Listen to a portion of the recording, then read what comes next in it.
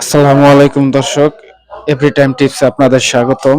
আজকে আমি আপনাদের দেখাতে যাচ্ছি কিভাবে ভোটার স্লিপ বের করতে হয়।